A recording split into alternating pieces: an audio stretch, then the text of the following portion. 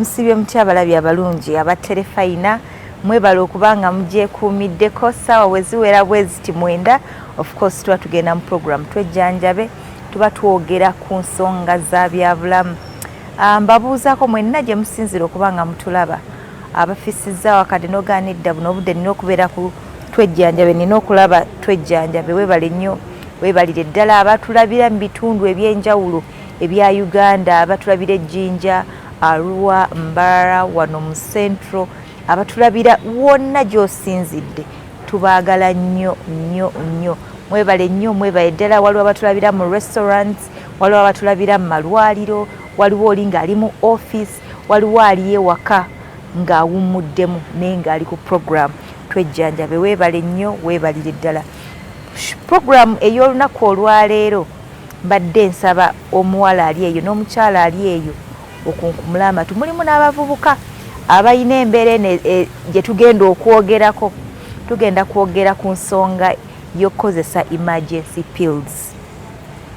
Abavubuka bangi muzigula ne muzimizisa abaana b'abandi ku pressure ku pisto gino kamera sijja kamera ojja kamera. Tugenda kwogerako ku nsonga eyo olunaku olwaleero birungi ki ebikirimu bibi ki ebikivaamu kubanga ewali ekirungi ate ebiseera ebisinga wajjirawo n'ekibi. Tuline Dr. Akram agenda kubanga atweyanjulira tulabe ate ekigenda mu maaso. Musawo tusalisa okulaba nange okusanga abakulaba gwe omulundi ogusoose ku Terefayina amannya abandaba amanya Dr. Akram Mpungu okuva mu ddwaliro bayita Modern Green Clinic eddwaliro erisangibwa Ekyanja mu kitundu ekiri e Kampala. Okay. Musawo emergency pills ozimanyi?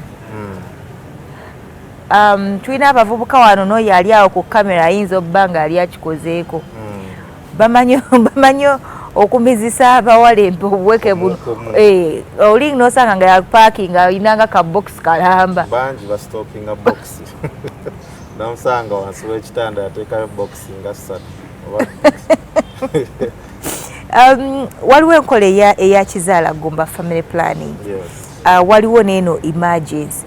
Mbadde nsaba mu ddakiika butono nnyo tuyiseekoko mu nkola zino ez'ekizaalaggumba.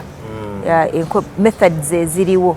Yes. N'obulungi obuzirimu. Yes. Mu kadakiika kati tugende ku emergency pills. Yes. Nga tuna bagenda ku emergency pills ezo. Bangi nnyo bazikozesa. But mu butamanya. Bambi ne yeesanga nga buli kanaku wayitawo ennaku 2 ku 3 n'amira ezo pills.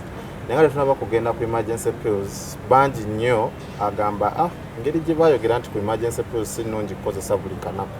Kangezeko kukozesa family planning. Ate ne yeekanga nti agenda kukozesa family planning mukwano gwe gye yakozesaako ye nga tamanyi ku lwaki mukwano gwe yagikozesa. So that's why I always tell you oteekeddwa okubeera n'omusawo such that asobola okukwasesinga n'amanya family planning method is suitable for your body.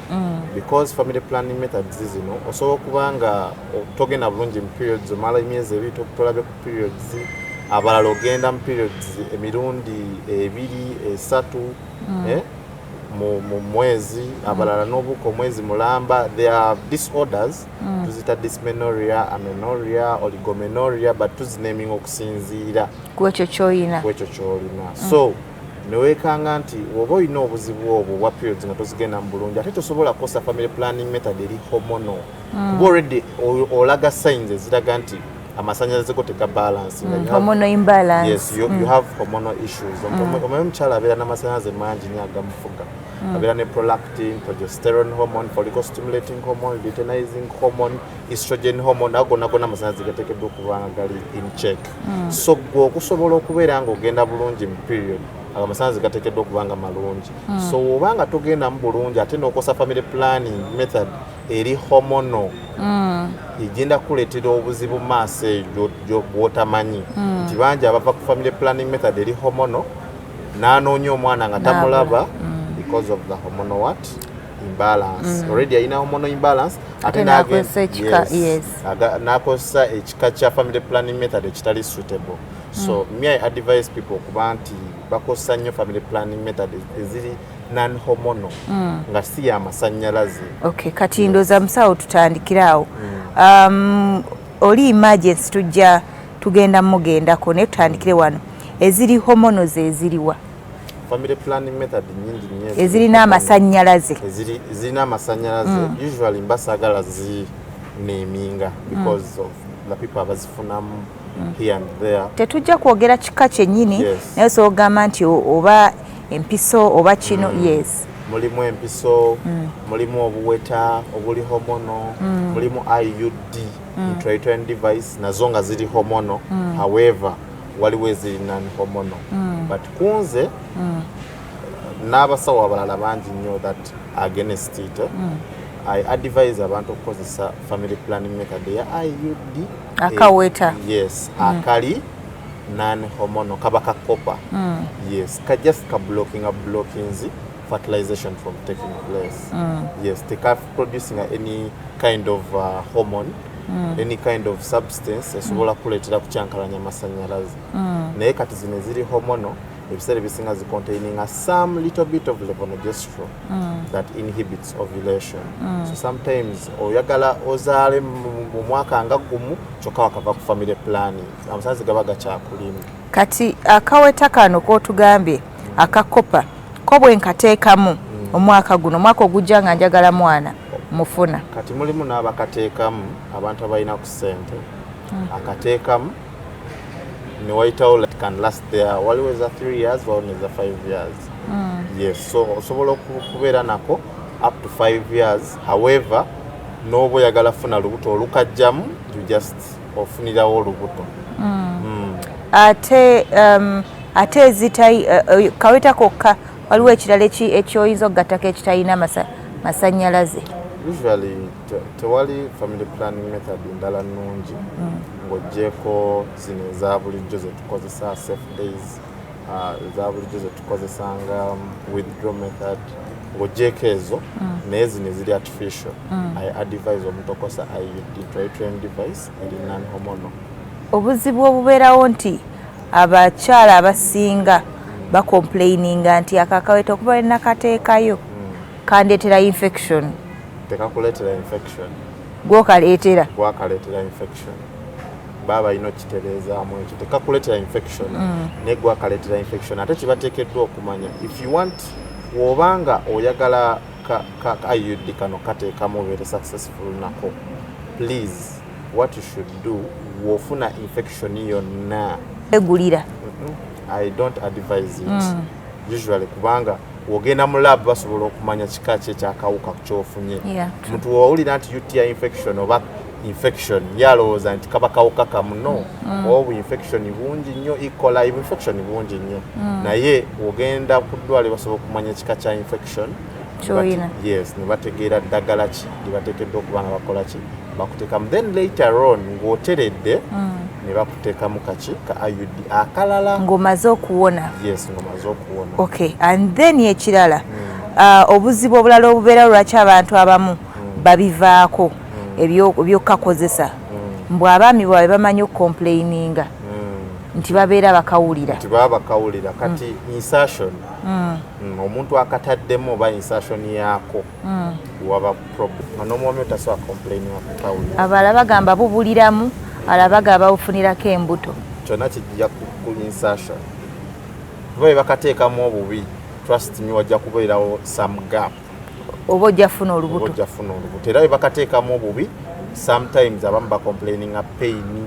Era bwe bakateekamu obubi other people complain kikabula because of improper insertion of that IUD. Okay. Yes. So omuntu alina genda mu kifo ekituufu eri omukugu. Okateekamu obulungi n'omuadvisinga n'amukebera nga tebannabakasaamu. Yes, kuba siku advisinga kuba nti that's why always nkugamba oteekeddwa okusooka n'olaba omusawo nga tebannakateekamu because mulimu abantu abataggwako infection gye bali nga buli kaseera afuna kyetuta recurrent urinary tract infection. Naye ate siku advisinga ateekeddwa okukozesa ki family planning method yeeyo eya IUD. So sometimes ososanga by chance nga toyina nga ofuna recurrent urinary tract infection but nga hormones zo ziri stable, periods zigenda bulungi, toyina kizibu kyonna kyonna kiraga nti togenda bulungi mu period. So that's when I can advise you for family planning method eri hormonal. Zine endala muli empiso mpeke n'ebirala. Yes, but the best is for IUD. Okay. Kyali musawo tweyanziza nnyo, tweyanzeege.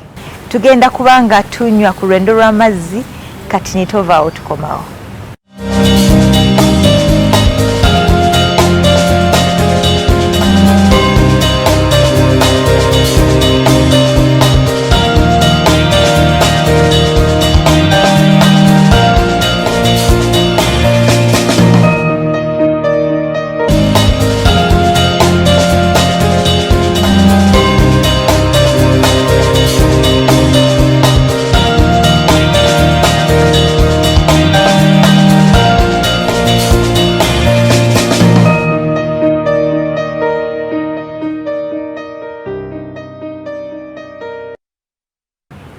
Yakatweyungako tweyanziza nnyo tweyanzeege tuli mu program twejjanjabe twogera ku nsonga za byabulamu. Tuli ne Dr. Akram. Kitundu kyaffe kino ekyokubiri tugenda kwogera ku emergency pills. Zifuuse ekitala e Kampala wano. Gwandaba omanyiyo munno eyali aguze box n'agiteeka wasi w'ekitanda ng'omusawo bwe yagambye. Bantu bangi bemmanyi nga bagifuula mmere. Zirimu ebirungi naye zirimu n'ebibi. So olunaku olwaleero njagala omusawo akittaanye. Musawo, omuntu bw'ayogera emergency pills atuuma ekintu okusinziira ku ngeri gye kirimu n'omuntu wa bulijjo engeri gy'asobola okitegeeramu. So owulira ekigambo emergency kiva mu kigambo okukozesa instead of obwangu nga toyina option yonna okujjako kikola ki okukozesa ekyo. So kiva mu kigambo kyennyini ti emergency pills. However, omuntu yenna planning okubeera nti azikozesa oba sekyo atannaba kubeera nti azikozesa oteekeddwa okubanga owuliriza bino bye tugenda okukola ki okusomesa, kubanga obungi consumption ya emergency pills actually yakweyongera, but mu myaka gya 2010 n'okukka wansi edda baali tebazikozesa nnyo kuba abantu bangi they were ignorant, baali tebabimanyi. Yes, kati ng'ete ebiseera ebyo ozikozesa olina kugenda dokita okukola ki okuwandiikira kubanga osaanidde ozimira. Yes, osaanidde okubanga ozimira because maybe wabaddewo state of rape oba wabaddewo ki ng'olaba mu butuufu oteekeddwa okubanga okola ki ng'ozimira to avoid unwanted pregnancies. So ate kuba emergency pills ezo zicontaining ekirungo kye tuyita levonorgestrate, is a substance that inhibits ovulation. So kitegeeza obanga oli myaka 3.54 n'okozesa ekirungo ekinhibitinga ovulation ekireetera okubanga amagi gano tegafuluma tegasembera, what will happen ng'otandisa okunoonya omwana? Already using a substance ereetera gano amagi okuba nti gakola ki gwe kennyini sometimes ozimira n'olabanga ne periods eziringa ezikyankalanyeemu. Yes, it's because zine engeri destabilizing agali amasannyalaze. Waliwo abangi oli ajja n'akugamba omanyi periods zange sizitegeera, nakebedde siri lubuto naye bwazzeeyo just drops sazeemu kuziraba. Yes, it's because olese fluctuations the periods olese amasannyalaze agafuga periods, follicle stimulating hormone, progesterone hormone, estrogen hormone ozireetedde okubanga tezibalansinga bulungi kyokka ze ziteekeddwa okubanga zifuga periods zo because periods zitambulira ku system ya ovulation. Ate eddagala lyokosa lirimu substance eya levonorgestrate inhibitinga oba ereetera amagi galira okubanga tegafuluma.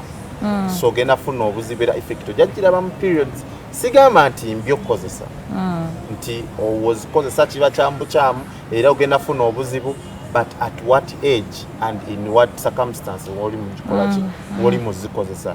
Sikuadvising gwe ali myaka 3 oli myaka 4 oli mu kukozesa bundi zino emergency pills. I don't advise it because amagi gaba gakendedde. Amagi omuntu omukyala alina bamuzaala n'amagi akakadde kamu. kamu ku bubiri kisinzira fertility yo weyimiridde.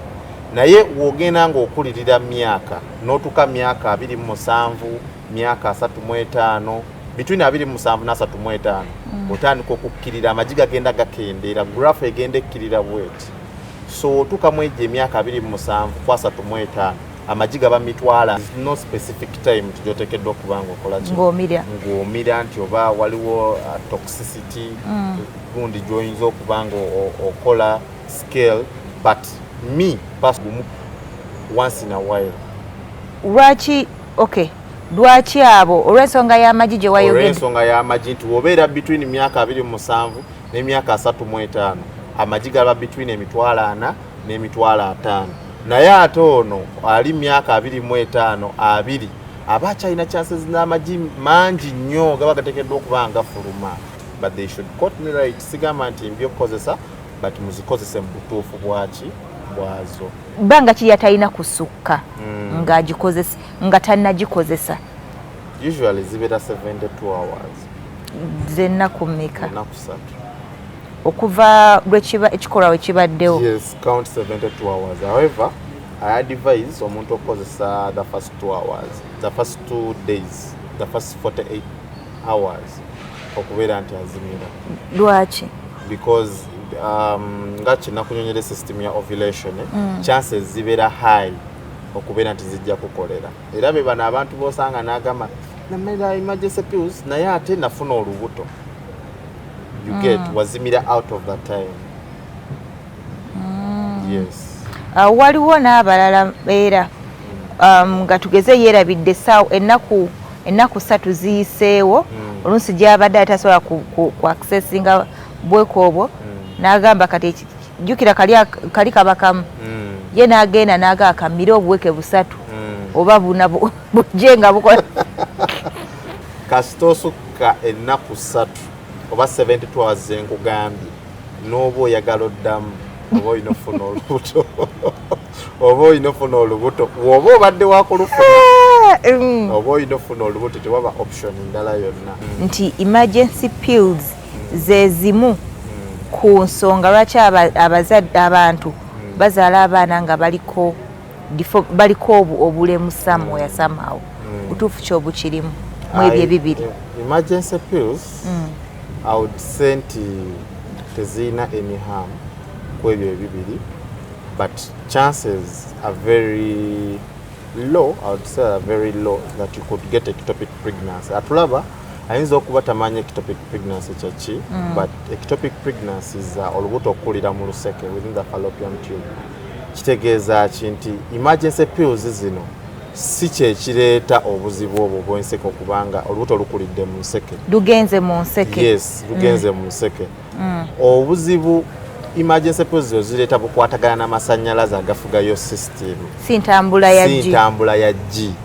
So ekireeta ate obuzibu bw'okubanga olubuto lugenze mu luseke oba fallopian tubes could be the right or left. Biba birala birwadde nga PID, pelvic inflammatory diseases, birwadde nga blocked fallopian tube, bilateral tubal blockage. Enseke zombi okubanga zazibikira zizo okuba zazibikira naye nga zazibikira katono si nnyo. So ate olubuto ne lwesanga lukoze eki lukulidde awo n'ofuna ectopic pregnancy. Naye ate si emergency pills ezikola ki tezi affecting ntambula ya G, but just za affecting masannyalaze. Za affecting masannyalaze kyekiri kyekirungo kye nayogeddeko levonorgestrel ekiri mu emergency pills just kya affecting masannyalaze go. Tesobola kuleetera muntu mukyala kuzaala mwana aliko bulemu. Tekisobola kuleeta ate bireeta bizibu birala nnyo.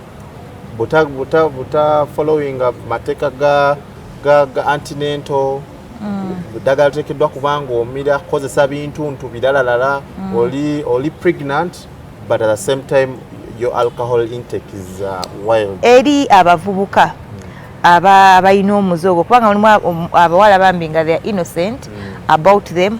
Oluusi ebiseera ebisinga n'abavubuka bye basindikiriza abaana ogenda ku nkola ez'ekizaala ggumba. Bandirekeddeawo okubeera nti baleetera obuzibu bano abawala because she's 20, 22, alina future to hold. So genda muletera okubanga amira zino emergency pause buli kanaku ozimupakira atuka ekiseera afuna obuzibu ne ovulation n'amagige. So atandika ate kumira buddagala nakozesa ddagala lisembeza amagi ku myaka 35 myaka 3. Tekiri advisable muntu kumuteeka ku emergency pills each and every day.